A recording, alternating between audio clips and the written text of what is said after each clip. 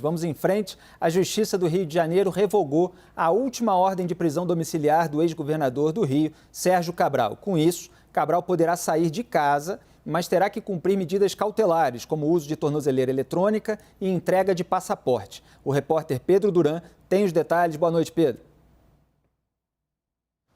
Oi, Felipe. Boa noite para você, para todo mundo que acompanha o Arena. Claro, além disso, o Sérgio Cabral ainda vai ter que informar as atividades que está fazendo, vai ter que cumprir o recolhimento noturno e se apresentar à justiça uma vez por mês. O advogado dele, Daniel Bialski, me disse que ele vai cumprir todas as determinações da justiça. Aliás, a nota dele, a fala dele, é muito parecida com o relatório da desembargadora que abriu a divergência no Tribunal Regional da 2ª Região, que compreende o Rio de Janeiro e o Espírito Santo, porque ele fala em absurdo lapso temporal desde a prisão dele e os desembargadores falam em excessivo lapso temporal. O que é esse lapso temporal? É o tempo entre a determinação da prisão e o final do julgamento, ou seja, o tal transitado em julgado quando todos os recursos são avaliados e tem uma decisão judicial, que não aconteceu.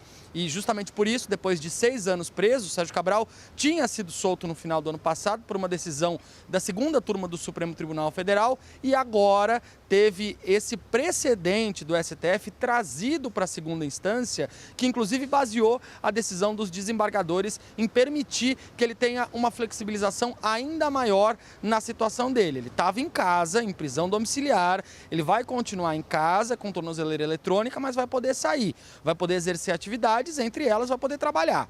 E Sérgio Cabral ficou 8 anos aqui no governo do Rio de Janeiro, um estado que tem uma riqueza muito grande, especialmente na área de óleo e gás, pode representar um ativo importante, até pela rede de influência que criou, para empresas privadas que queiram o contratar. Vamos ver o que ele vai fazer daqui para frente. Por enquanto, a ordem é silêncio total para não atrapalhar esse processo. Felipe. Muito obrigado pelas informações. Eu começo por você, Felipe Pena, aí do Rio de Janeiro. Meu conterrâneo, né? Você nasceu na cidade do Rio de Janeiro. Por favor, me esclareça. Sérgio Cabral sempre nos trouxe muita indignação pela roubalheira que foi descoberta ao longo de seu governo. E agora a gente vê o relaxamento das penas, apesar de centenas de anos de penas acumuladas que ele teve por meio das suas condenações. Como é que você avalia essa situação atual? Mais do que indignação, né, Felipe? Eu acho que causa uma certa revolta na população do Rio de Janeiro. O Sérgio Cabral, em um determinado momento do processo, você deve lembrar, eu acho que até que a primeira vez que ele fez isso, estou falando de confissão do que ele fez, foi em 2019, se eu não me engano. Ele está preso há 7 anos e em 2019 ele realmente confessou. Fez até um meia-culpa, assim, isso é um eufemismo até, mas ele dizia que se arrependia e tudo mais, mas causa uma revolta na população do Rio de Janeiro, obviamente. E porque não é só o Sérgio Cabral, né? Vamos lembrar aqui que a gente teve uma sucessão de governadores do Rio de Janeiro presos, né, por corrupção. Agora, esse é um lado da questão, e eu acho que realmente que a revolta, a indignação contra a roubalheira comprovada e confessada pelo Sérgio Cabral, ela é evidente. Mas o Sérgio Cabral está preso há 7 anos. E justiça lenta não é justiça. Justiça lenta também é injustiça. E a Constituição diz que o sujeito tem que ser preso depois de transitado e julgado. Não pode haver prisão preventiva de 7 anos, por exemplo. Então, por esse ponto legalista, eu acho que já estava na hora de ele responder em liberdade até que saia o trânsito e julgado, por mais que cause indignação e revolta a sua libertação. A gente tem que levar em consideração alguns dados que perpassam toda a justiça brasileira, Felipe, e não só o caso Sérgio Cabral até. Por exemplo, eu estava vendo mais cedo dados do CNJ, acho até que a Daniela levantou esses dados no 360, 44% dos presos brasileiros são presos provisórios. E são presos que não têm acesso a bons advogados, que não têm acesso à defesa, mas estão lá, esquecidos em porões, esquecidos em prisões, que são verdadeiros porões, né? E a gente não debate isso com profundidade, a não ser quando vem um caso magnânimo, um caso grande, de grande repercussão, como o caso do Sérgio Cabral, que ficou 7 anos preso, sem o transitado e julgado. É preciso que a gente tenha uma lupa maior com relação a isso. Acho que daqui a pouco a gente vai discutir, inclusive, esse projeto do Deltan Dallagnol sobre a prisão em segunda instância, porque senão a gente vai ficar sempre refém desses casos de grande repercussão e não vai entrar realmente no filigrama da justiça. Então, só para resumir, causa indignação, causa revolta, mas ao mesmo tempo a gente precisa refletir sobre uma prisão de 7 anos sem que saia o transitado e julgado. Pois é, esse ponto é importante, Raquel, porque quando a gente vê ali, principalmente naquela reação à Lava Jato, vinda de tribunais superiores, a gente viu muito discurso contra prisões preventivas alongadas. Mas a gente vê muito pouco discurso e muito menos ainda iniciativa contra a lentidão do Poder Judiciário para julgar aquelas pessoas que estão respondendo processo. Quer dizer, para que o processo ande, passe de uma instância, passe para outra, até trânsito em julgado, para que ela possa ter ali a decisão final, ser presa ou ter a sua pena aliviada. Então, fica parecendo que há uma grande lentidão e aí se reclama da prisão preventiva, a pessoa responde em liberdade, depois fica livre anos e anos até o julgamento final e, quando é rico, paga advogados caros, tem todo esse tempo para poder desfrutar.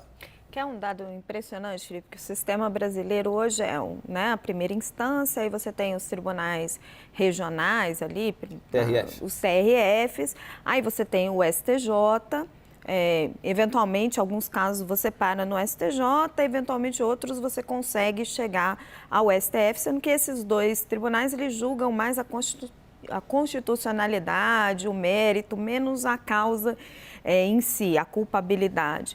Mas 98% dos casos no Brasil, eles não conseguem passar da segunda instância. Então, o pobre, quem não tem advogado, não consegue todo esse tempo aí para chegar no trânsito em julgado, para ficar todo esse tempo fora da cadeia.